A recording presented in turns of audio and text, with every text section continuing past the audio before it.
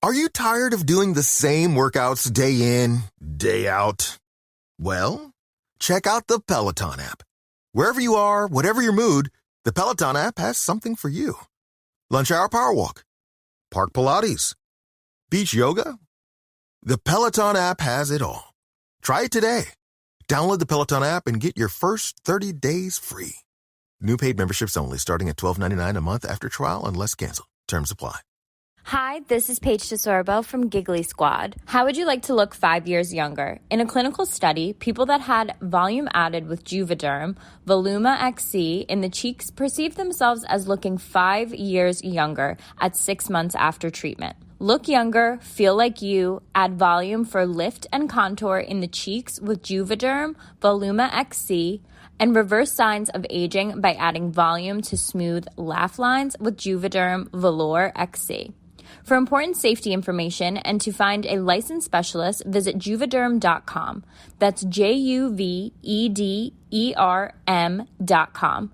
Not for people with severe allergic reactions, allergies to lidocaine, or the proteins used in Juvederm.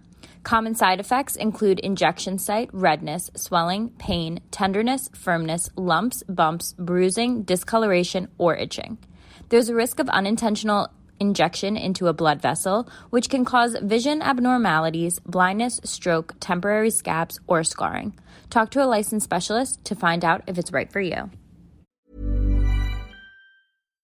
Hello there, and welcome to episode number 584 of Smart Podcast Trashy Books. I am Sarah Wendell, and this is the very first Romantic Times Rewind. Amanda and I are going to go together back to May 2014, and we're taking you with us.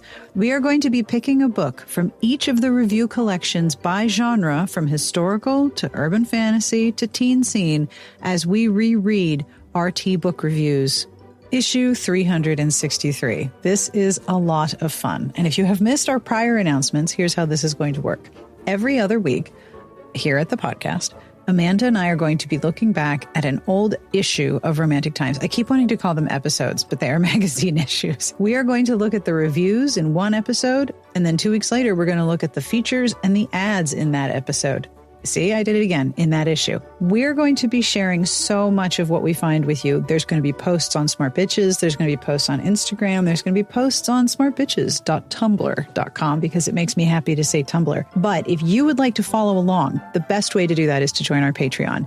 If you take a look, patreon.com/smartbitches, not only do you support this show and make sure that every episode has a transcript from Garlic Knitter. Hi, Garlic Knitter. But you will get complete PDF scans of the issues of Romantic Times that we are talking about. So you can read the whole magazine right along with us. If you would like to support the show and read 10-year-old issues of a magazine about romance novels, and why would you not want to do that part, have a look at patreon.com/smartbitches. There are going to be so many visual aids to go with this episode. I have pictures of the reviews. I've got pictures of book covers. We have so much to talk about. So don't miss the show notes and any of the other RT Rewind content on Smart Bitches, and follow us on Instagram at Smart Bitches and on Tumblr at Smart Bitches. I will also have links to the reviews that we talk about and, of course, all of the books that we are mentioning. But I think it's time to get started. Let's do this. On with our very first Romantic Times Rewind back to May 2014. So let us begin. This is so exciting. Romantic Times Rewind. We are going back to May 2014. Dun, dun, dun. Which is almost 10 years ago. I know, that's wild to me. I'm trying to think, how old was I in 2014? 35? 35. Not 35. I'm 34 now. 25. That was some Sarah math right there. I would be like, yeah, sure, absolutely. 35.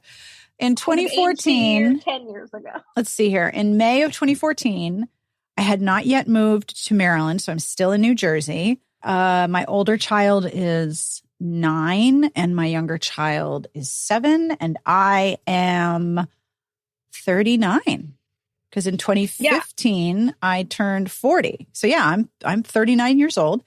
This issue was sent to me by Angela James and Shannon Stacy, who are both digital subscribers. Thank you very much to Angie and Shannon for sending this to me. We are starting with May of 2014, and the cover is Valerie Bowman's The Unexpected Duchess. And I noticed as I was looking through older issues that either they have a picture of the author, like they have the author's headshot, or they have a large blown up image from the cover of the book. And I have to say, I tend to remember the book cover issues more than I remember the author photo covers, which is probably just because I gravitate more towards wanting to remember books. This is issue number 363, and the sticker price on the cover of the magazine is $4.99. Was this stocked in like stores, like a CVS or a grocery store? Like, could you buy this off the rack, like somewhere? I would bet that back in the day when Barnes and Noble and Borders had those big ass magazine sections, and it was like the most niche publications, that RT was there. But I've never seen it at CVS or at a gas station or anything. I'm pretty sure I've seen it at like the big magazine selections in a bookstore. Remember bookstores? Remember magazines? We're going back in time. I think $5 is a decent price. Absolutely. I mean, my goodness, especially given how much is in this magazine.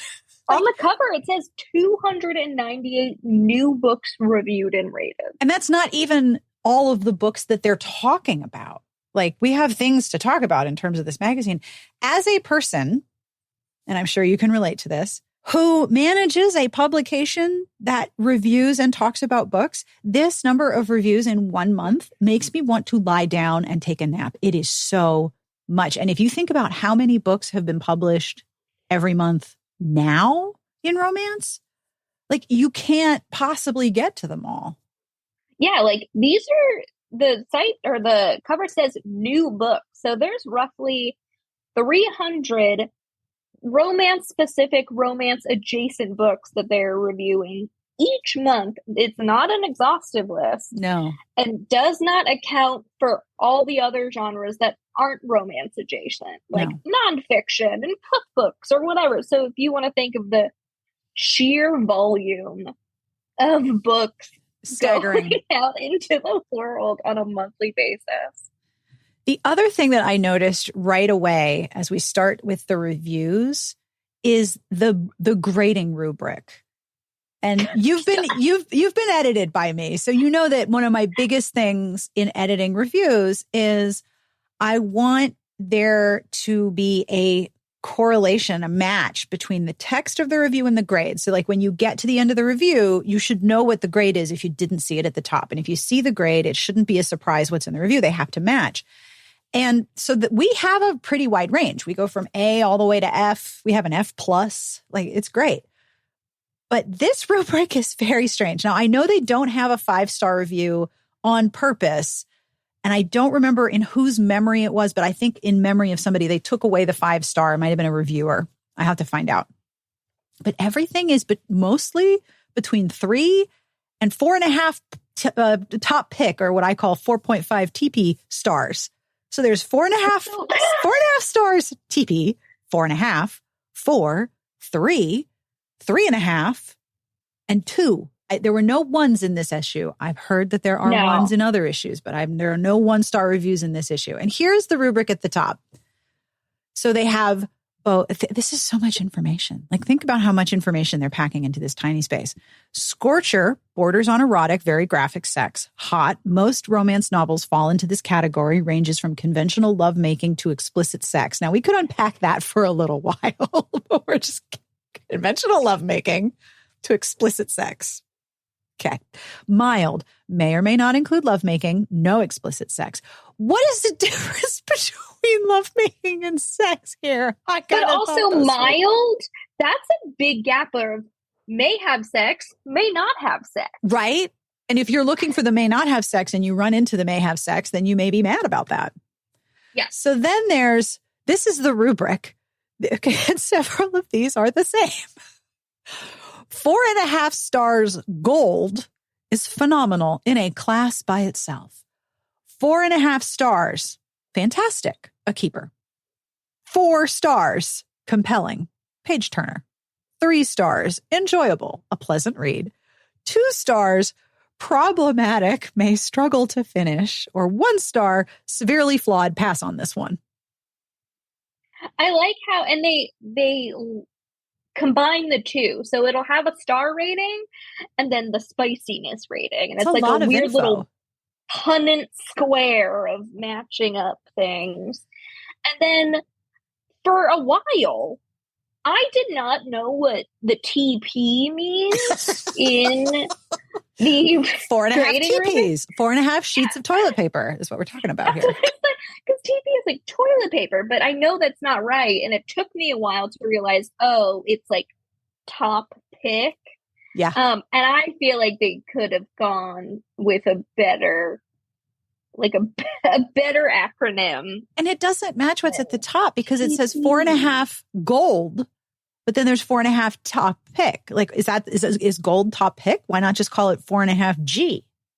Yeah, 4.5 gold star. Right. And then there's like KISS, like the historical has kisses for May, knights in shining silver. And I'm not sure what that stands for. I wonder if, so a lot of reviewing places do like starred reviews. Like Kirkus has starred reviews. Publishers Weekly has starred reviews. That's true. And I believe Bookpage has stars. And I wonder if like RT wanted to like separate themselves. Of like, you don't get stars here. You get TPs. You get a TP. You get a TP. And just imagine like just a giant, because toilet paper is expensive, just like a giant like 16 pack of like Cottonelle. And that's yours to keep. Like, no Charmin and the Dingleberry Bears? Okay. No, I do love Charmin. Charmin is my preferred toilet paper, in case anyone was wondering. I will tell you that a person to whom I am married is so very much a fan of Charmin that he travels with a roll of toilet paper. He will take a roll and then he will take the cardboard out of the middle so he can flatten it, and he will pack his special toilet paper. What brand loyalty? Look, Charmin, if you want to sponsor the podcast, we'd be happy to have Charmin, you. there's TP all over this magazine like it's a match. So let us start with the first genre section. Let's dive right in. Historical romance. And this is a beefy section. So this is 2014. Yeah. Historical is still pretty popular. And there's a special little asterisk. So each section starts with a chart where they just list all of the titles, authors, ISBNs, the rating, and the publisher. And then there's sometimes an asterisk if it's hardcover or if it's an ebook. So some of these are just ebook only. But yeah, there's like a quick and dirty legend. Yeah, the quick and dirty legend. So starting with historical, what we're going to do in each section is we're going to pick out a review that we wanted to specifically call attention to. And mine is on page 28, and it is The Witch of Clan Sinclair by Karen Rainey. I think I said that right. 4.5 stars, top pick, hot, setting, Victorian Scotland. So if you see the title, The Witch of Clan Sinclair, you have some ideas, right?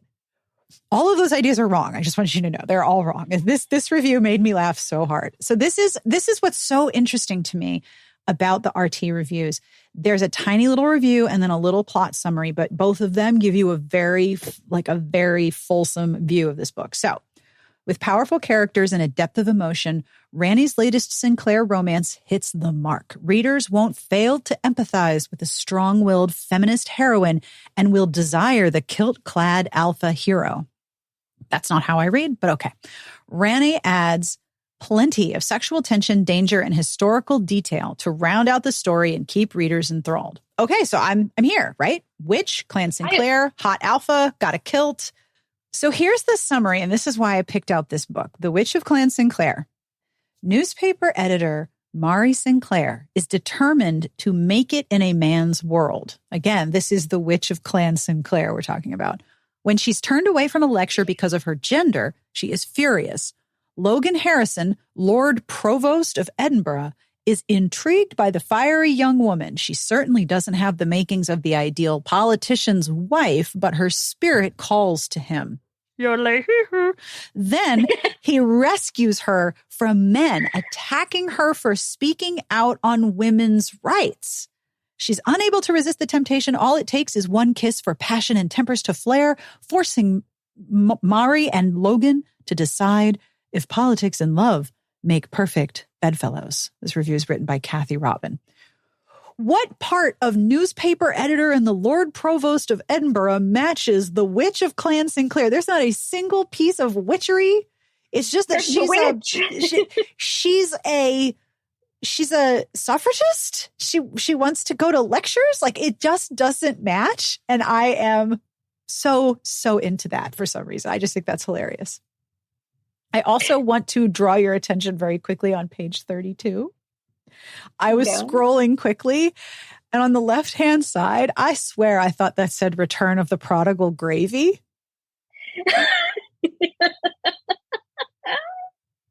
But it is Return of the Prodigal Gilvery by Anne Lethbridge, also Regency Scotland. There was a lot of Scots running around at this time, I say. But anyway, Prodigal Gravy aside, what is your pick in historical romance this month? So I based this off the review and not the summary. I feel like though the summary does reference some stuff that I feel like might be a little problematic within the book. But I haven't read the book, so I don't know. Maybe I'm wrong. But a lot of the reviews that I've picked, you can tell the reviewer was writing this up, and like their quippiness or their alliteration or some of the puns they make, you can tell they were, one, having fun writing the review, and two, being like, yeah, fuck, I nailed it.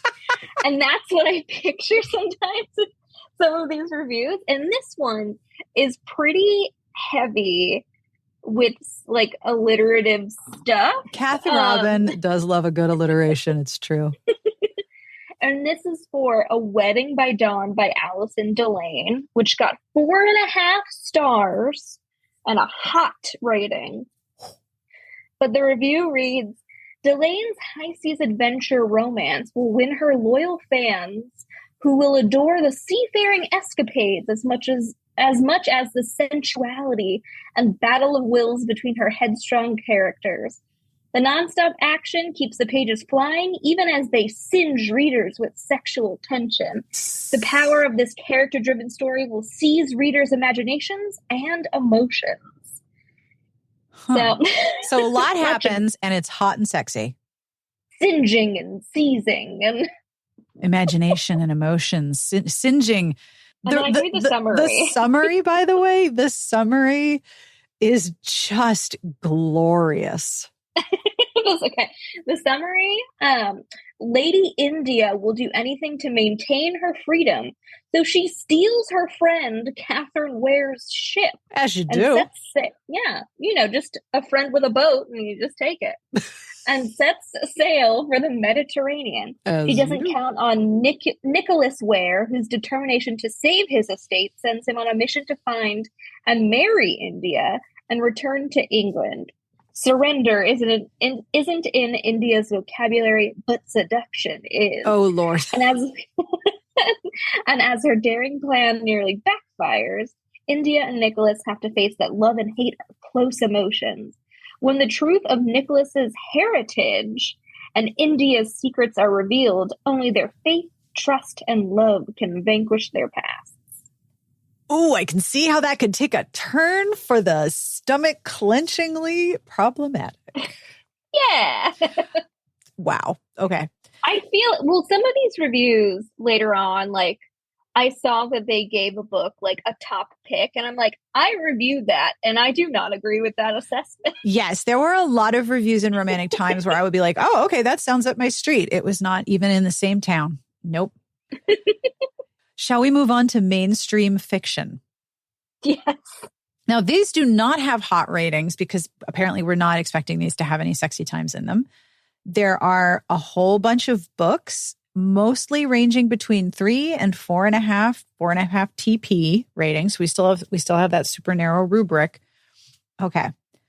So first of all, I'm going to spoil this. If you scroll down in the document that we created, You can see the cover for this book, and it is clearly... Hate it. Oh, yeah, it's very creepy. So do you remember when all of the book covers for like Emily Giffin were a single pastel color, and then there were just the words and there were no capitalized? It was all in lowercase. So it's like that. It's sage green with the title, Cutting Teeth by Julia Fierro. And then there's a Raggedy Ann and a Raggedy Andy doll hugging each other and staring at the reader. And it's creepy to all time. The dolls are also like off center. Yes. So I wonder if it's creepier, the off-centeredness. Oh, like they just creepier. snuck onto the page? Like, hello! Or like if they put them dead center, would that be creepier? Oh, that could be. So Cutting Teeth by Julia Fierro is a 4.5-star top pick. Fierro's powerful debut nails the complexities of being a parent in the 21st century, filled with a huge cast of moms and a dad. This novel brilliantly captures the highs and lows that come along with having children, poignant, relatable, and at times gasp-worthy. Cutting Teeth is a page-turner told from the perspectives of a variety of characters. So it's like a parenting novel. Okay. When a group of parents from a Brooklyn mommy group get together for a weekend away with their significant others and their children, things go sideways. You don't say. Each parent has issues, anxiety, money problems, the desire for more children with a partner who doesn't want more. This group of imperfect parents tries desperately to hold on to their identities and their minds while striving to please their spouses and parent their children. So this is a group of parents from a Brooklyn mommy group going away with their spouses and their children for a weekend. This is a horror novel. No, thank you. This is a horror novel, and the dolls on the cover support my identification here. This is horror. Yeah, that's not indicative of what I would think it was inside in terms of like seeing the two dolls and being like, oh, it's like a mommy group traveling with their families and it's chaos. No. Not what I would expect. I expect haunted, creepy dolls. Then if you look at the bottom of page 39, right in the middle, Hold Me in Contempt by Wendy Williams. Wendy Williams wrote a book. I guess. Yeah. Yeah. Hold Me in Contempt has lots of plot twists and plenty of surprises, and it got 4 stars. I also really liked on page 41, by the way, the gin and... That's the one I want to talk about. Okay. Yes, you should talk about this. Okay. Over to you, because I have many things to ask. Go ahead. Yeah, so this is Under a Summer Sky is the title of the book, and the author is Nan Rossiter, and it only got 3 stars. Which is like the lowest option in this issue, I think. There might be a 2-star. I think we found 2-star reviews. But this is no single ones. 3 stars, not good. And the review reads, continuing with the characters from the Gin and Chowder Club. Yes! Rossiter's Under a Summer Sky explores other facets of their lives. It's a meaningful tale, yet doesn't seem to make it past the surface of things. There are many different storylines, but Rossiter never delves deep into the emotions caused by the various events. All very vague. This is all very vague. Except for the Gin and Chowder Club. I need to know more about the Gin and Chowder Club. I love gin. And I know you love gin. I do indeed love gin. I don't know if I'd ever pair gin and chowder together. I don't like seafood. So if it's a clam chowder, which I'm assuming it is because it takes place in Cape Cod. Probably, I guess, yeah. So it's New England clam chowder too, which is like dairy and seafood. That's going to be a gnarly upchuck. I was just thinking that. And also, I'm allergic to clams. I will 1000% boof. And that is not a reverse experience I wish to have ever.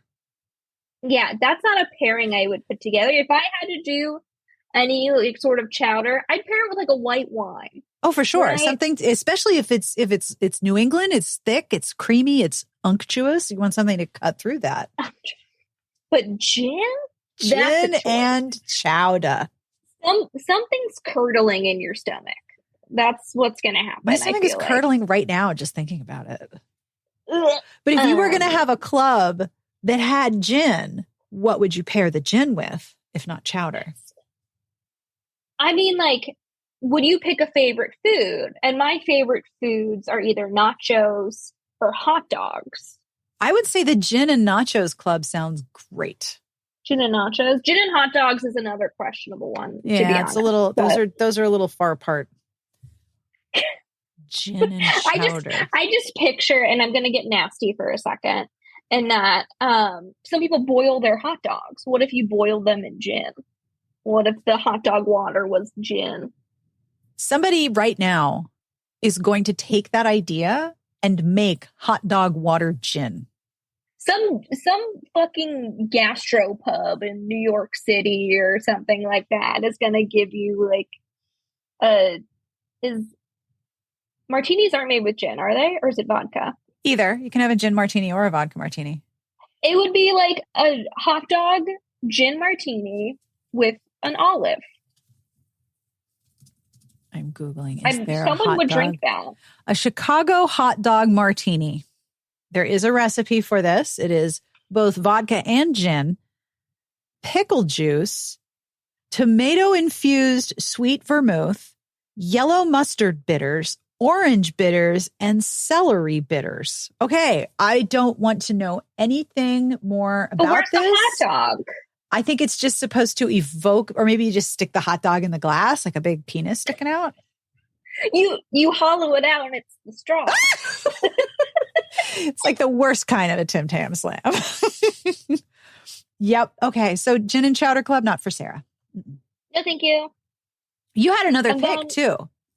Yeah, I was very surprised. And to read this review, it's on page, where is it? It's at the top of the thing. It's at the bottom of page 38 on to page 39. So it's the lower right-hand corner of page 38. So the book title is Debbie Doesn't Do It Anymore by Walter Mosley. And Again, I'm familiar. Multicultural. I'm familiar with the name Walter Mosley. I've seen his books in bookstores.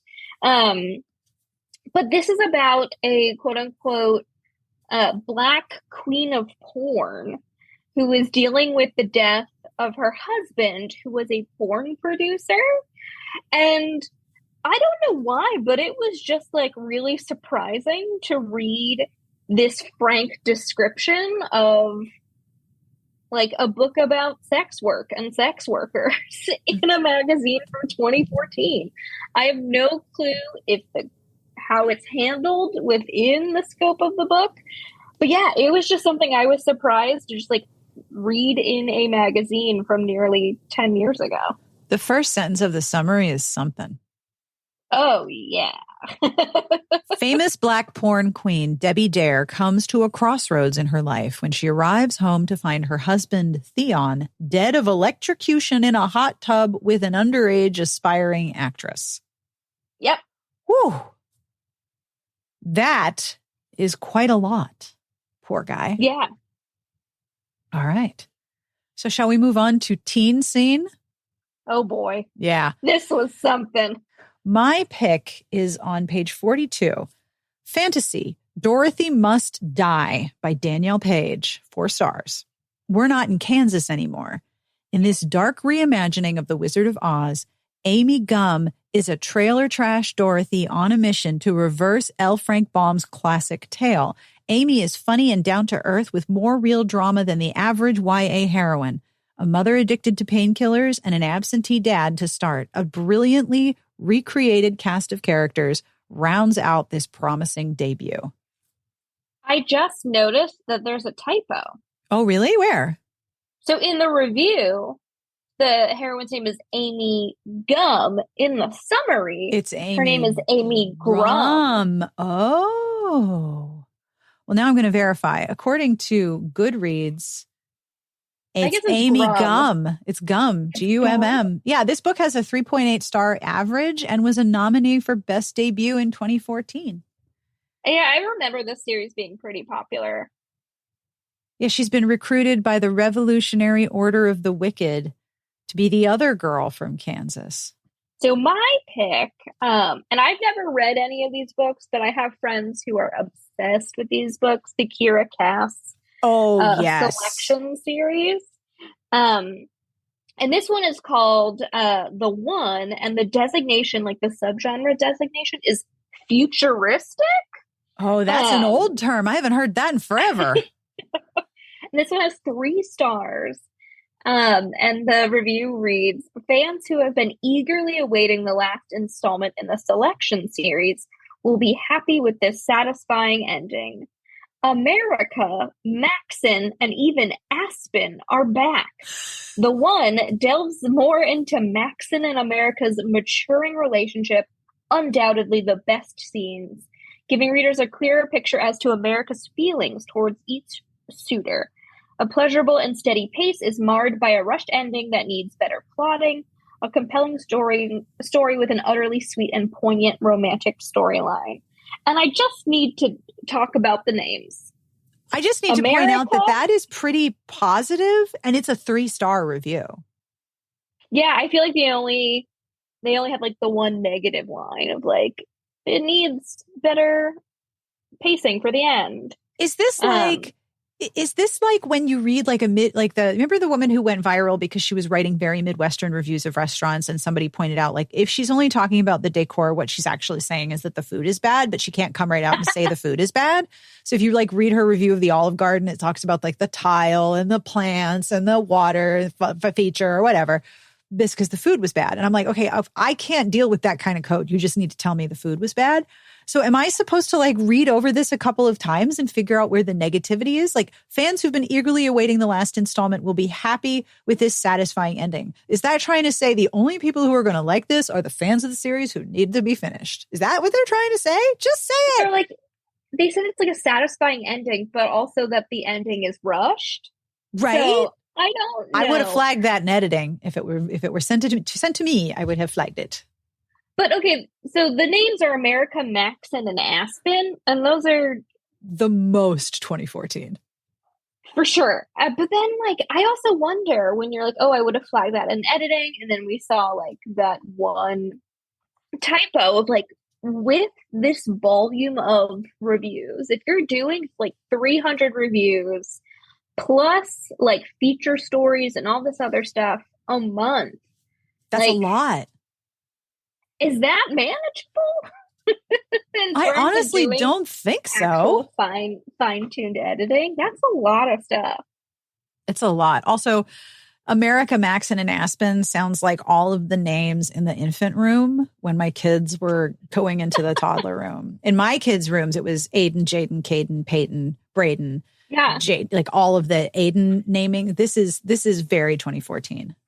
So that reminds me of, I subscribe to Dropout TV, and they have this thing called Game Changers. Right. And it's kind of like an improv show. And one of the people got a prompt of like reveal like a deep insecurity you have. And his name is Zach. And he's like, one of my insecurities is like, I'm going to be a grandpa named Zach. What other... Like, I'm going to be an old guy named Zach. And someone's like, yeah, can you imagine all the grandpa Bradens and Jadens and Aidens? Yes. Like in 50 to 60 years. Oh, yeah. You also flagged a cover. In this cover. Oh, it made me so uncomfortable. Gave me like a full body shudder when I saw this. And it's on page 48, and it's the cover for Molly McAdams' novella Capturing Peace. And it's very disturbing. It's a photograph cover, so there's real models, and there's a blonde woman on the right hand side, and then like a tattooed man with short cropped hair on the left hand side, and he has his hand up like at her jaw and like in her hair, and his fingers are wrapped around the back of her neck. Yes, and he's looking out at us, the reader, and the woman is looking away, and she has like a grip on his wrist, and it looks like she is in danger. It really does look. This does not look romantic to me. This looks very. No. This looks like my stomach doesn't feel good looking at this image. This is more violent and creepy than sexy and romantic to me, for sure. Yeah, I did not like looking at this guy. I did not either. All. I did not either. Oh, I agree. Thank you for flagging that one, because I scrolled past it and was like, no. Good for you. Right? Okay. Next up is another absolutely mammoth section for inspirational romance. And I do like that each review section is color-coded and inspirational is red. Wow, I feel like the inspirational section is really two categories. You have Amish romance. Yep. Or you have like romantic suspense where someone's in the military. Yep. And then there's a couple of historicals that are inspirational, but mostly Amish. Yeah, a few. Yeah. So I pulled out Silenced by Danny Petrie, which is on page 59. Silenced is romantic suspense. It gets 3 stars. The mystery in Petrie's latest Alaskan Courage novel is exciting and keeps readers guessing until the end. The author is superb at designing thrilling mystery plots. However, this book falls a bit short in the character development. Many characters are falling in love and getting married, and it gets confusing to keep them straight from the previous novels. This was the sentence that I liked the most. It's also far-fetched that so many murders could occur in such a remote area of Alaska. Now listen. That's how you feel about a lot of cozies. That is how you feel about a lot of mystery series. Why are there so many dead people, whether it's television or books? But also, if you're going to create a large number of murders, wouldn't you want to do that in remote Alaska? Seems to decrease the chances that you're going to get caught because it's remote Alaska. Like, doesn't that make sense? Yeah. Not to diss Alaska. Alaska's great. But I also wanted to flag on that same page a 3-star review for a contemporary called Until I Found You by Victoria Bylan. Quote, mature Christians might find both Nick and Kate's naive Christian emotions unappealing. Naive Christian emotions. Okay, so if that's what they're saying in the review, how twee is this book?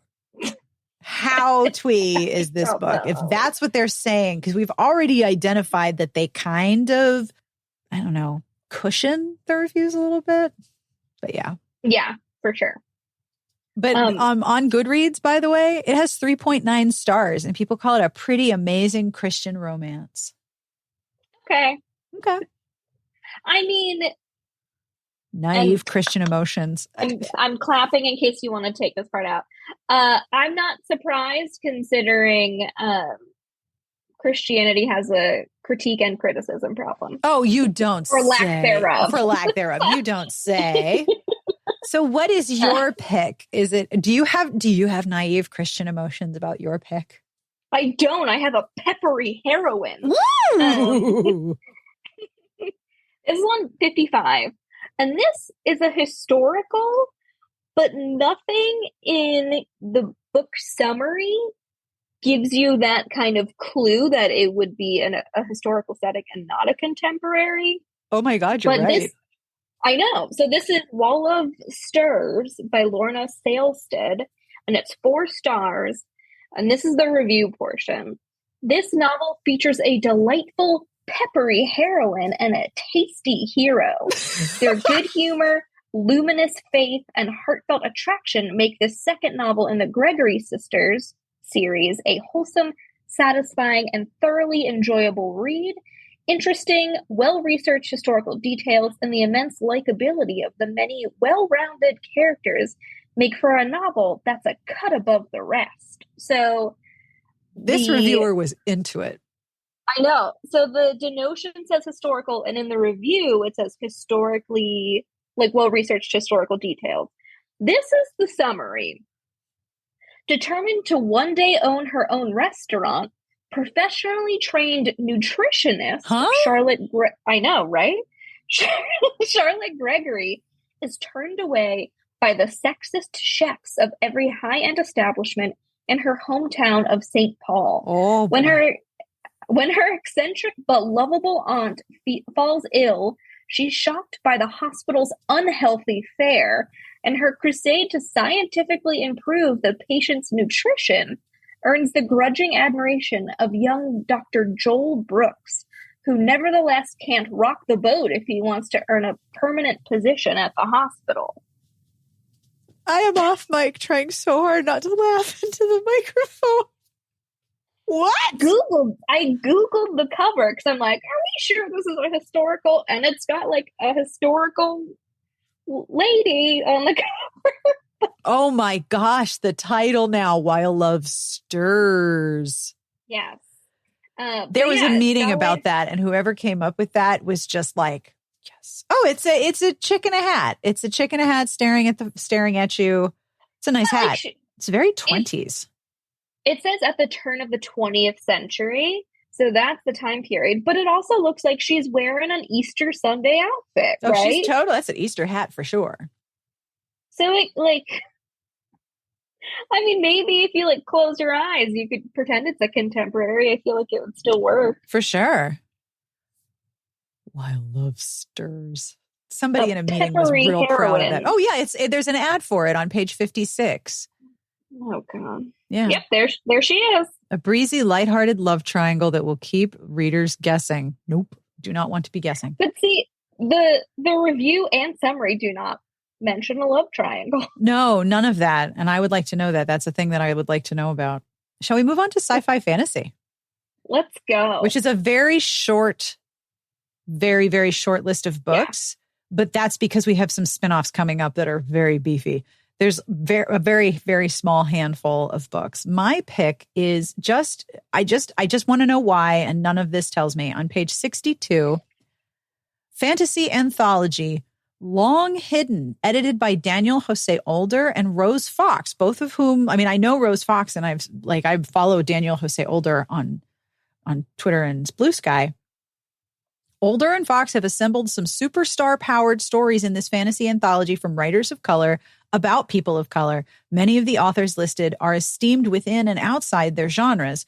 The stories in general do not disappoint. There's an array of creative crafting represented here in both traditional folk tales and more modern twists on some classics. Some of the stories are not quite as high a caliber as others, but as always, that can be a subjective experience for each reader. This got 3 stars, which in this magazine is among the lowest of the grades that they're giving of the ratings. So why? Why is it getting, why?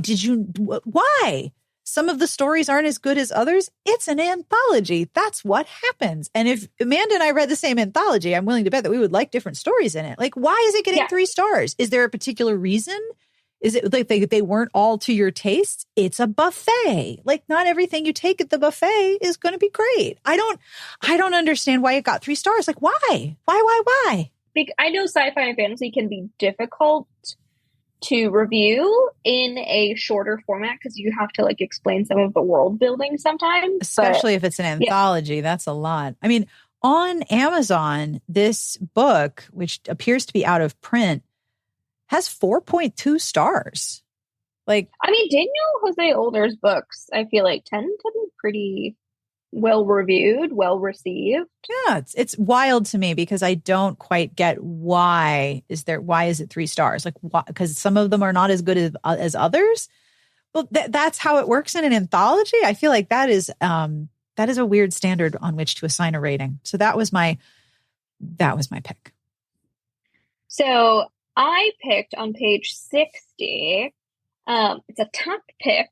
Ooh. And the title is The Severed Streets by Paul Cornell. That's a good title. I know. And there's some enthusiasm for a particular plot point in the review. So let's see if you can figure out which one it is. Using a politically charged London as a backdrop, Cornell puts a clever, subversive twist on a Jack the Ripper-esque murder case. This supernatural serial killer doesn't target vulnerable women. He's strictly into killing powerful white men. Bringing back the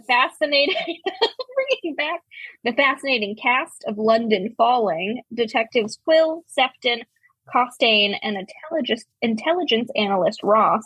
The Severed Streets is part thrilling as hell spook story and part meditation on guilt, loss, and trust. And I can admit it, I swoon just a little over our compelling, 3-dimensional, angsty heroine, Lisa Ross. This sounds like your thing. It's reviewed by Regina Small, who, I talked with when she was still at RT, when I talked to her about the magazine, and like we would get together at conventions, and we follow each other on social media. So I just realized it was her, but this does sound like my wheelhouse for sure. Okay, so this has 3,405 ratings on Goodreads with a 4.01 star average, and it is on Hoopla if you have library access. It is the ebook is on Hoopla. Wonder if it would be an interesting experiment. Well, it's part of a series, so I have to go read the first one. Nah, you don't need to. Just start it too. Nothing bad will happen, said the Gemini to the Aries. I know. I also wonder if it'd be an interesting experiment to like pick a book we think sounds interesting from these old issues and read it and be like, yeah, this review did not match what I was getting, or vice versa. Oh my gosh, apparently there's a guy in the Severed Streets called the Rat King who only speaks in riddles. Sign me up. Oh, that looks like it was really fun. Yeah, I might have to read this series. If you read it, I hope you will let us know what you think. Oh, for sure. Okay. Mystery suspense thriller, The Goodbye Witch by Heather Blake, a 4.5 star top pick, is my book that I wanted to talk about. And this is on page 67. So this is flagged mystery, amateur sleuth, paranormal series.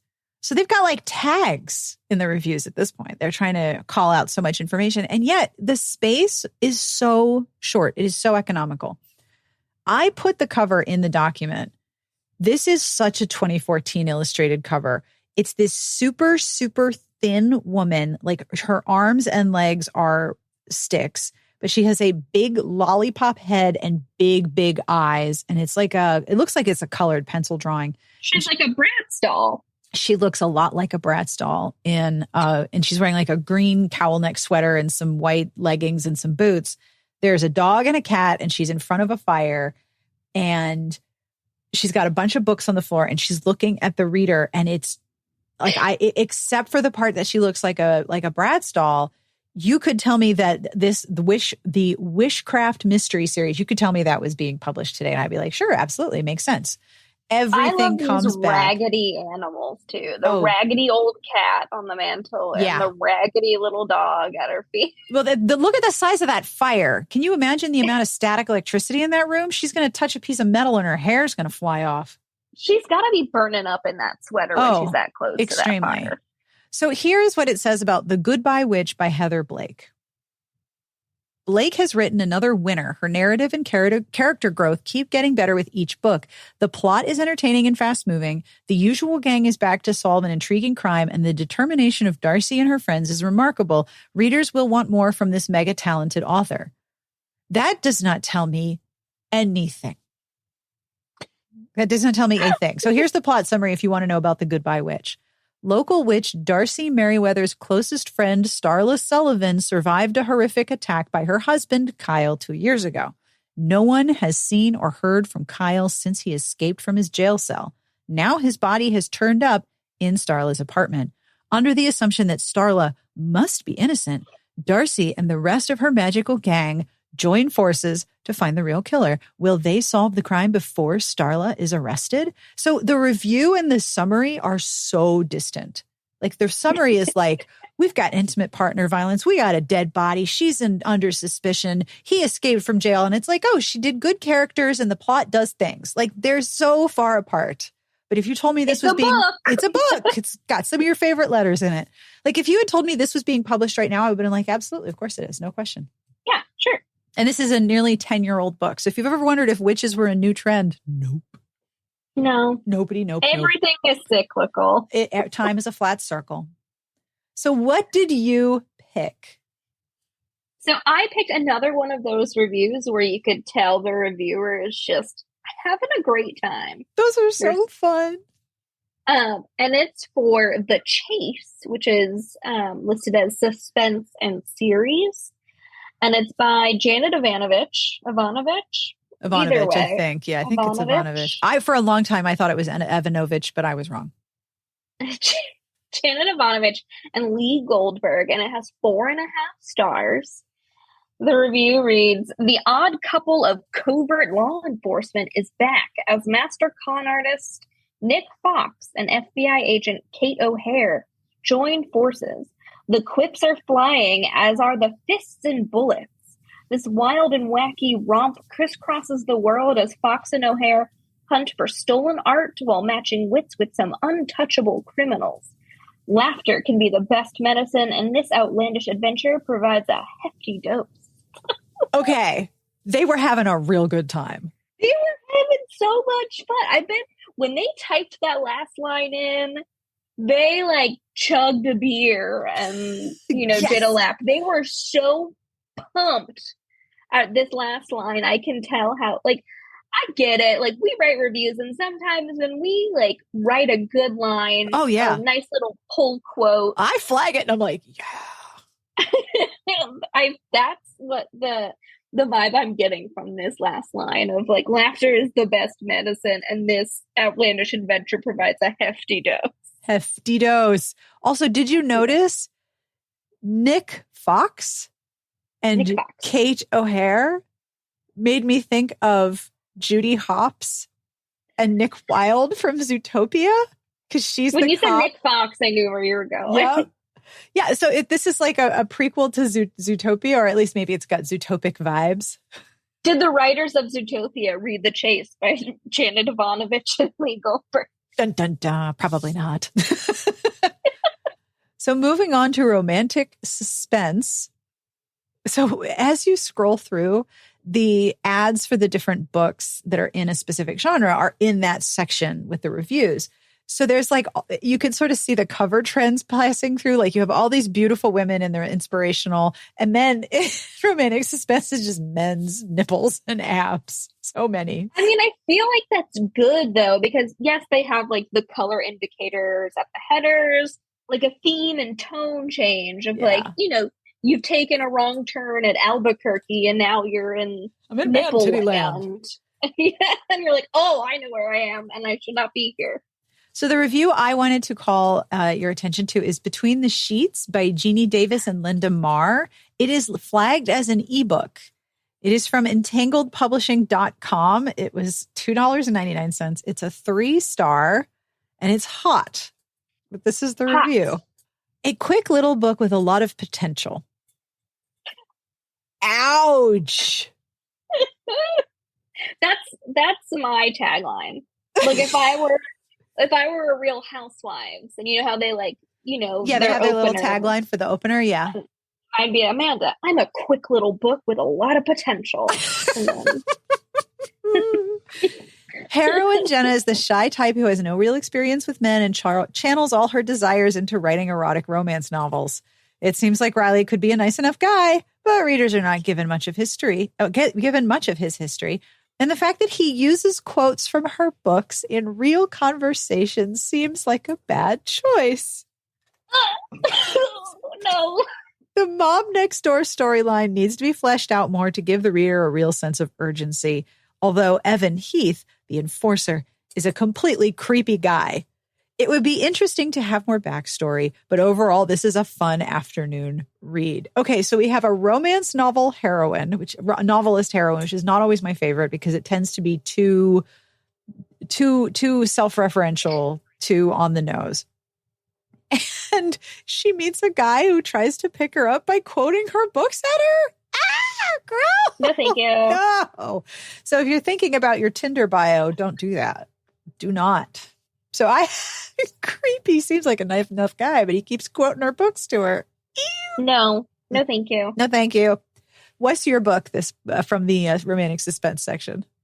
So mine is on page 72, and it's Partners in Crime by Downey Green. It is a top pick, and there's 4.5 stars and a scorcher. Ooh. And there was one line in this review that I was like, excuse me?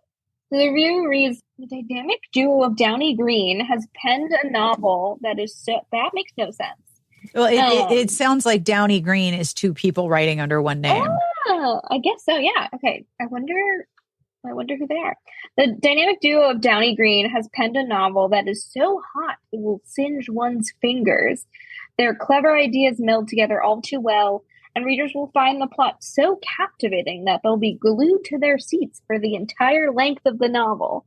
And here's the line that got me. Okay. It's filthy, engrossing, and will please fans of romantic suspense and erotic romance alike. Oh, really now? I know. It's filthy and engrossing. The leading lady is a badass and will quickly become a favorite amongst readers.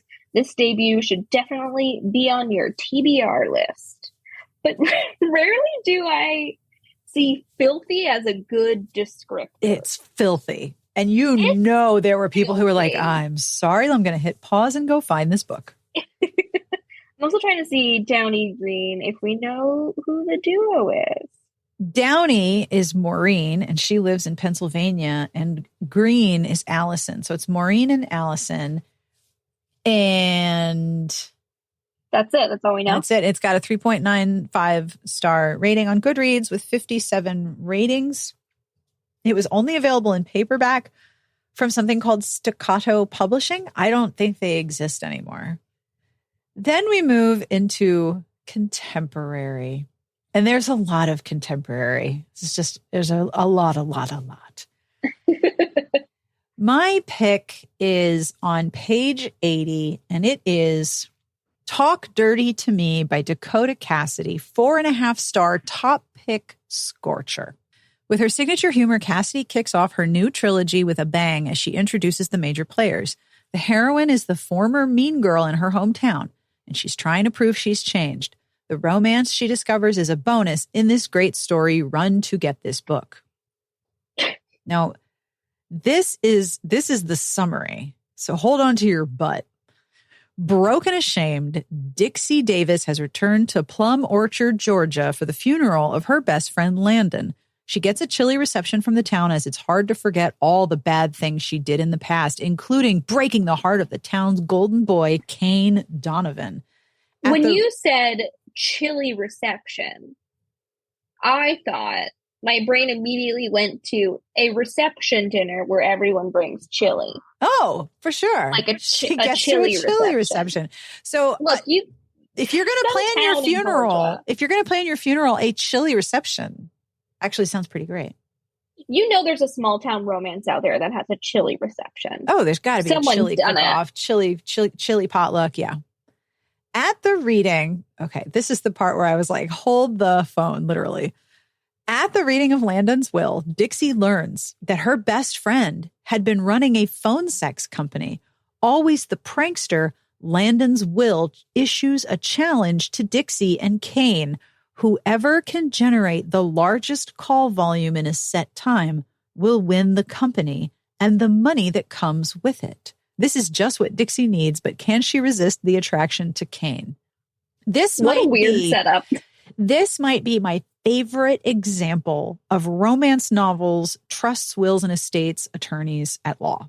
When you go to romance novel law school and you specialize in trusts and estates and you specialize in family inheritance law, this is the kind of will you get to write. Who wins the phone sex company? You have to live in a house together, or like the sky is going to fall down. All of these things that actually can't really be enforced.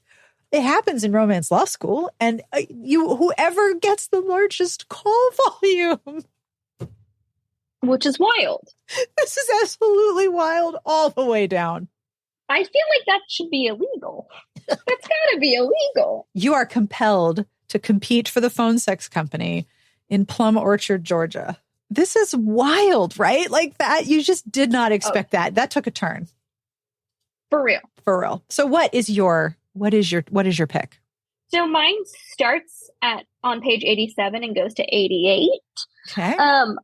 And I was like, knowing what I know about this author and the kinds of books that she writes, definitely surprised at the description.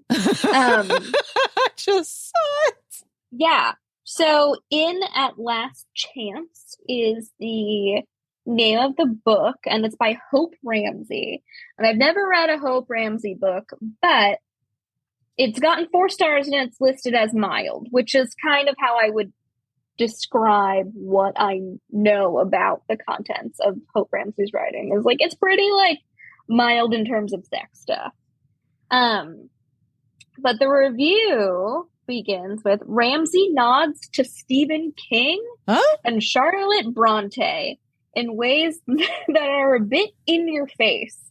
But in Last Chance, many things are over the top. The introduction of a ghost, a haunted house, and a tormented author keep this story from becoming just another small-town romance. What? This is in contemporary? Wow. Yeah. Okay. Sure. Nothing says contemporary like haunting. References to Stephen King and Charlotte Bronte. A haunted house and a ghost and a tormented author. Wait, is the tormented author in the book, or is it like the author is tormented and you could tell as you, wow. Okay. All right. That is not expected in contemporary, not in the least. Yeah. I was like, what? Is this the right section? So then we move into paranormal romance. And if you, oh boy. Yeah, there's a lot of angels. It's a lot of steampunk, and it's a lot of outer space, which is a little weird.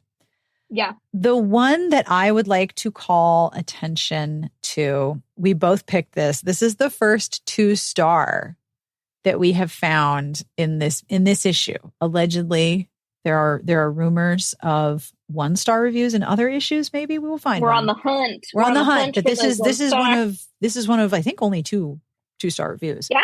So this is Mail, Ashes of the Day by PG Forte, 2 stars, hot. But here's the review. As the 4th book in Forte's series, this is a confused narrative made more confusing by the back and forth in time storytelling. There are a few spicy love scenes, but the rest has little progression or story arc. The overall plot of the series may make a little headway, but in the confines of a single book, this will make little to no sense to new readers and may leave even fans wondering what's going on. Most of the past timeline may add background, but doesn't advance the plot and muddles the plot points in the present day. So I can clearly see why this got 2 stars. This book made no sense. Sure. And it's very clear, right? Yeah, and even in the book description, it sounds all over the place. Oh my God, the last sentence of the description. Yeah. I'll read the summary. After 30 years living together to protect their secret, the strange and talented vampire twins they've sworn to protect, Conrad is determined to save Damien from himself. And a narrative going back and forth between 1999, when Conrad and Damien renew their romance, and present day, when their reunion is still tentative, their secret grows more difficult to protect. One twin is forming his own vampire house, and the other has to determine her future with human guard Brennan. I love it when one twin forms their own vampire house. So what's the problem? So Conrad and Damien, are they lovers or are they the vampire twins? No, they're the lovers. The twins aren't named. The strange and talented vampire twins. When they said also vampire house, I thought of like a frat house? I thought of Ken's Mojo Dojo. That's what I said. The real vampire house. Mojo where everyone Dojo. is just shirtless and wearing furs and bandanas. Yes, absolutely. Which is essentially what the Black Dagger Brotherhood is, let's be honest.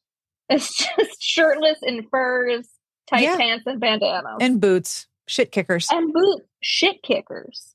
So here is a particular sign of the times. The next section is urban fantasy. Oh, so we have paranormal, we have urban fantasy, and we have science fiction and fantasy. 3 separate things. My pick is page 96, Sparrow Hill Road, a 4.5-star top pick by Shannon McGuire. The first volume of McGuire's ghost stories is an evocative and profoundly creative work that it instantly wraps around readers' imaginations. Providing a new point of view for an old ghost story, this emotional, consistently surprising collection of adventures is also a striking testament to the power of American myths and memories. Full of captivating imagery and legendary characters who are each compelling in their own right, these stories explore all the vagaries of being alive and being dead and being somehow in between. Each chapter is a new journey, and all emphasize that this is a book and potentially a series worth savoring. Now, this is one of those things where the review and the summary are very far apart, and you need both to understand what's happening here. I had not heard of this series before, which is wild because Adam really likes McGuire's books. So the summary is, she is known by many names and has become the heroine of countless ghost stories, but no story has ever come close to the true story of Rose Marshall. 60 years ago, Rose was the first victim of a man named Bobby Cross, and since that fateful night, she has wandered highways looking for those souls with no time left and helping them find their way. But Rose has never forgotten what happened to her and to so many others. It is those memories that keep her going, keeping her wandering, and keep her telling her stories. So she's basically the ghost hitchhiker in every ghost story. Have you read this book? No. I've never heard of the series either. This sounds like it would be up your street, but it also sounds like I would be totally into it. And I did some digging because, like I said, there's always one where I'm like, oh, maybe I'll read that. I haven't read this one, but you can see the cover there, right? Like the cover is an illustration of this woman kind of in like her top almost looks like a 50s waitress's uniform. Like a diner. A diner uniform. She's sitting on the hood of an old car with a Letterman's jacket and her legs are fading away. But then the ebook cover is wild.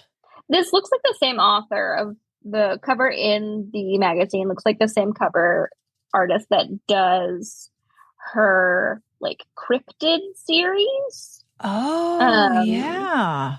So if you look at the ebook cover, it's like metal gears and a skeleton hitching with a thumb up to hitchhike, and the letters are like chrome and there's flames. Like they could not be more different.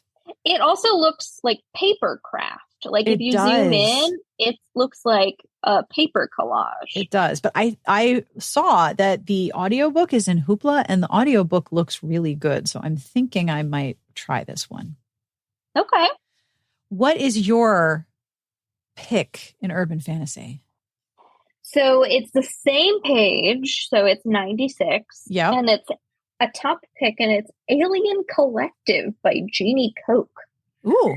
It made me laugh at the very end.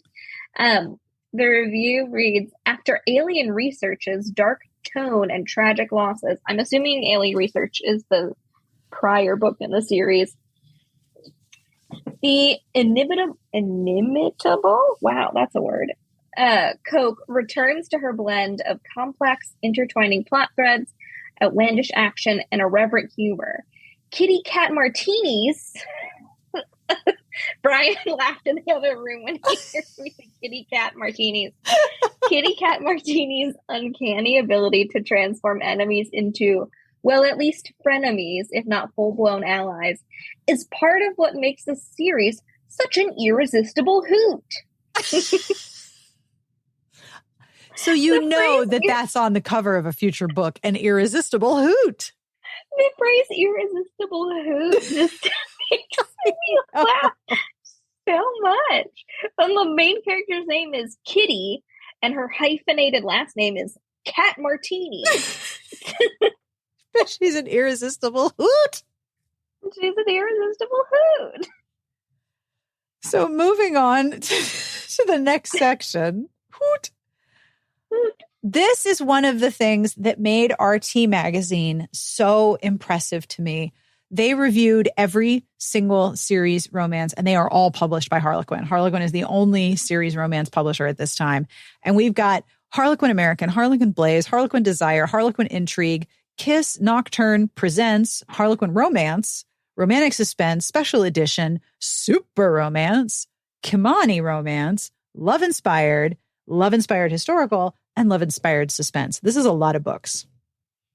It is such a comprehensive review project. Like I couldn't do this. Yeah. I could. I mean, you look at all of the people they have reviewing. One person reviews each line, it looks like. So one reviewer is assigned all of the special editions or whatever. So the review I want to call our attention to is, it's on page 104, and it is a 2-star review. And I have some questions about that. Sure. So the question here is the review. 12 Hours of Temptation, 2 stars by Shoma Narayanan. Tasked with restructuring his company's latest advertising acquisition, Samir Rasdan becomes attracted to Melissa DeCruz, a talented young copywriter. It isn't long before an intoxicated Melissa sleeps with her boss, but it will be up to Samir to convince her that they deserve more than a one-night stand. With their differing religions and social strata, can their relationship withstand the world outside of the bedroom? A poorly executed plot with forced chemistry, slow to develop conflict, and too many secondary characters make this story challenging for readers to engage with. I'm going to call bullshit on that. I think that the engagement was resting in another problem, but they didn't want to name it. That is my guess. Because there's a lot I don't think you're far off. Yeah, the language of how they describe the book made me really tilt my head like, what? And I don't remember what Harlequin kiss was supposed to be. Like, I know what Harlequin romantic suspense is, and I know what, Harlequin presents is, but what was Harlequin kiss? I looked it up, and the line That's ended the pink in 20. one, right? Sorry, what? They're the pink one, right? They're They the have, pink one. The line ended in 2014. You think of flirting as an art form. Harlequin kiss stories are all about the delirium of a potential new romance where fun-loving heroines and irresistible heroes just can't get enough of each other. All right, so I understand that sleeping with your boss is like a whole thing in Harlequin land, and it's not as big of a deal as I would think it is, because I have got some struggles with that. But like, I don't know. I really think this review is like, oh, I didn't like it. But I can't say why. So I'm going to say there were too many characters and forced chemistry. Anyway, so that was the one. A little coded for sure. Yeah. You know what? That is exactly the right way to describe it. It is a little coded. So I picked on the same page, 104, and it's Possessed by a Warrior by Sharon Ashwood. I hate when that happens. They're so noisy inside your head and they talk and. The first sentence is really what made me go, what? Bring it. After wedding planner Chloe Anderson's uncle is murdered, she works with his former partner, Sam Ralston, a vampire operative from a different country, to figure out who killed him. A vampire operative from a different country. Like, is he actually it's Nocturne. He's what? Yeah. So, and then it continues, they will also have to solve the puzzle of a wedding dress adorned with diamonds that her uncle left for Chloe to return. When Chloe is attacked, Sam is desperate to keep the woman he's falling for safe, even if it means revealing what he really is. Ashwood has created an original and fun mythology about two warring kingdoms. Okay, sure. Yeah, why not? The chemistry between Sam and Chloe is hot and believable in spite of the supernatural elements. So I'm assuming she doesn't know that her uncle's former partner, like, I'm assuming, like, cop partner, not, like, life partner, is a vampire operative from a different country. I'm guessing that's the big secret that he's hiding from her. Now, as a baseline, I always struggle with a romance that like is based on the idea that someone's close relative has just died and they're going to go to Bone Town while figuring out the murder. Like, that's a lot of emotions to process, and I'm not sure Horny Pants is one of the ones that I believe in that situation. But I could be wrong. I could be wrong. Maybe you just want to go to Bone Town and solve crime with a diamond wedding dress. But vampire operative from a different country? But also, why is it important that he's from a different country? Or is it like he's from Canada? I'm imagining that this is probably set in a world not our own. But then why would you say country? You would say kingdom, right? Yeah. And the last section is erotica. And it's a lot of Alora's Cave. There's some Karina Press, Sam Hain, Aphrodisia. Remember them? Riptide, Kamani. So the one I wanted to pull attention to was on page 113, Giving In by Maya Banks. And the reason this jumped out of me was the first thing I thought was, oh, Maya Banks. And then I read the description and I read the review and I thought, yeah, Maya Banks. So erotic romance, Giving In, Maya Banks, 4 stars. In this second entry of the Surrender trilogy, Banks straddles the divide between abuse and submission. Okay. And she successfully crafts a romance that is both steamy and ultimately sweet. What? The layer of sadness that surrounds the heroine is gradually lifted by a man who doesn't initially seem to have a soft side as he brings love into Kylie's life. What?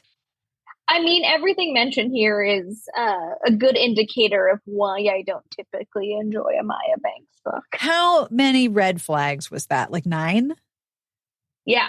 Here is... I got a parade. Yeah, it's a whole marching band. Here's the summary. Kylie and Jensen may have to work together, but she is not looking for a relationship.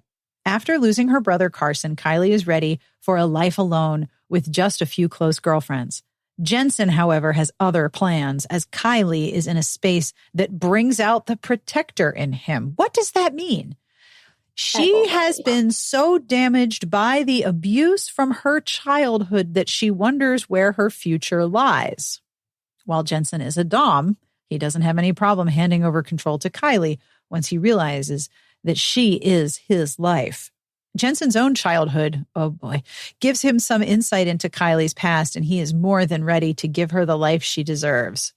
Like I did a lot of head shaking when Sarah was reading that, just to everybody. just a lot of, no, that's not going to work. Yeah. So that was the one that jumped out at me. Oh, Maya Banks. Oh, yeah, Maya Banks. Oh, Maya Banks. So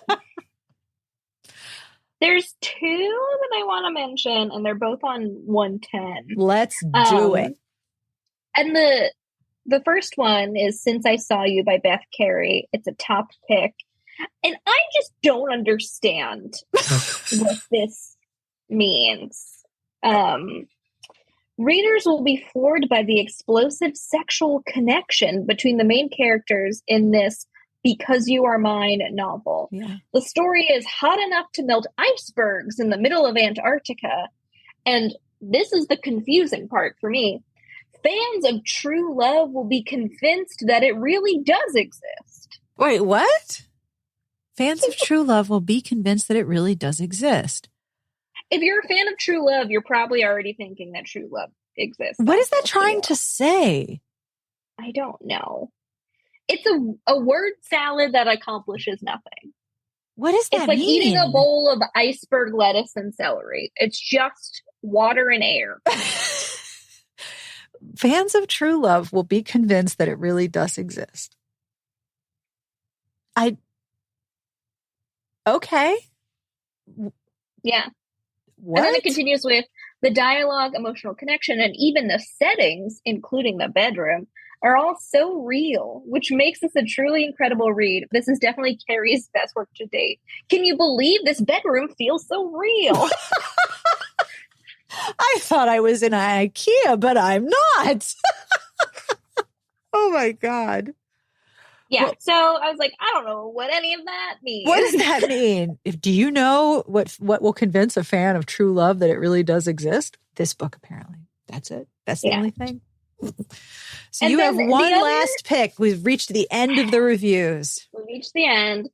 And they reviewed The Professional by Presley Cole, gave it a top pick, 4.5 stars.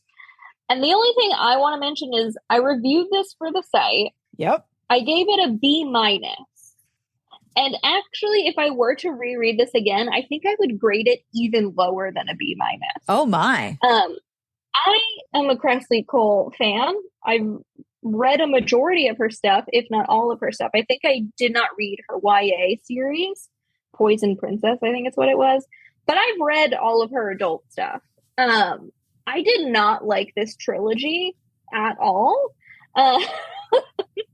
Like, the books for me got progressively worse in terms of, like, a worse read. So, like, this is probably the one I would grade the highest is The Professional, book 1. And then book 2 and 3 would get lower grades. And I think I maybe even gave book 2 or 3 a D probably on the site, I think.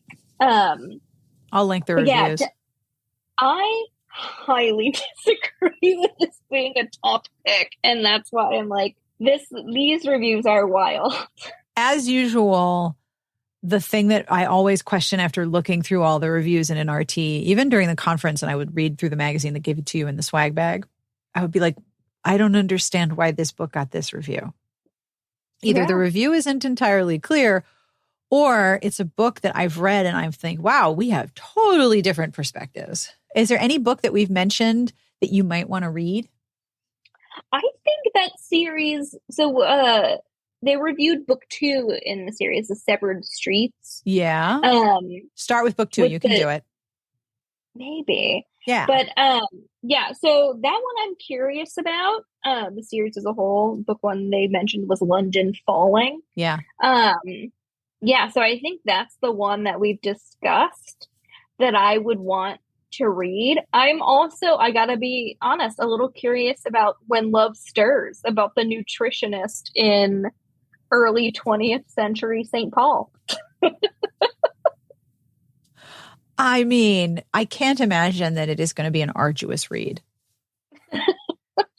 So yeah, that's peppery. the one I'm like, this sounds wild. Well, I have added the audiobook of Sparrow Hill Road to my playlist because it looks like it's a series of ghost stories, all from this one character's perspective. And they all kind of, like, I've read some of the reviews and they all kind of link forward and back. I think I might listen to that one. I think that sounds really interesting. Okay. All right. Well, I will put pictures and images and clips of all the reviews up in the entry. But thank you for going through all the reviews with me. You're welcome. All right. And we'll come back in 2 weeks and we'll go over all of the ads and the features. And I've got audio for this one. I'm very excited. And that brings us to the end of this week's episode. I hope you enjoyed that trip down many different genres of memory lane with me and Amanda. We had a very good time. We are definitely going to be joining the Gin and Chowder Club. I will have links to every book we talked about. If it's out of print and we can't link to it, we'll put a picture of the cover. We'll make sure that you get to see as much of this. And that'll be in the show notes and on Smart Pitches and on Instagram and on Tumblr. We're having a really good time here, is what I'm saying. Have you read one of these books? Do you want to tell us about it? I would love to hear from you. You can email me at sbjpodcast@gmail.com or at sarah@smartbitchestrashybooks.com, whichever is easier for you to remember. You can also record a voice memo and email it to me, and we can include your audio in a future episode, which would be super duper fun. Tell me, have you read these books? Do you remember any of these books? Do you remember some of these covers? I would love to know what you remember about romance in May of 2014. A special, big, massive thank you to Shannon Stacy and to Angela James, who helped me find this old issue. Thank you, thank you, thank you. And if you have old issues of Romantic Times or RT book reviews, digital or print, I would absolutely love to have them. Oh my goodness, you have no idea. Please get in touch. Sarah, with an H, at smartbitchestrashybooks.com. Coming up on October the 20th, we'll be looking at the ads and the features. There's a lot of features and interviews and lots of cool things to discover that we're not done yet. There's a lot of things to talk about. And as always, I end with a terrible joke. This joke comes from Amanda inside our podcast Patreon Discord. If you would like to join the Discord, you know what to do, right? Patreon.com/smartbitches. So Amanda offers this joke because she has excellent taste. Did you know that wizards don't fart? They don't. It's true. Wizards don't fart. They cast smells. Ooh, my dog has been casting smells around the living room all evening long. My little wizard dog. On behalf of everyone here, we wish you the very, very best of reading. Thank you so much for going back in time with us. We will be back next week with more podcast excellence. But until then, Smart Podcast Trashy Books is part of the Frolic Podcast Network. You can find outstanding podcasts to subscribe to at frolic.media/podcasts.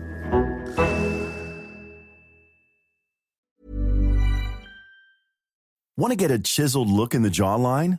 Sculpt and shape your jawline with added volume from Juvederm Volux XC. Juvederm Volux XC is an injectable gel specifically designed to be robust enough to improve moderate to severe loss of jawline definition. And it is the first and only hyaluronic acid filler approved for the jawline. Add volume to your jawline for a chiseled look with Juvederm Volux XC. For important safety information and to find a licensed specialist, visit Juvederm.com That's JUVEDERM.com. Not for people with severe allergic reactions, allergies to lidocaine, or the proteins used in Juvederm. Common side effects include injection site redness, swelling, pain, tenderness, firmness, lumps, bumps, bruising, discoloration, or itching. There's a risk of unintentional injection into a blood vessel, which can cause vision abnormalities, blindness, stroke, temporary scabs, or scarring. Visit Juvederm.com. That's JUVEDERM.com.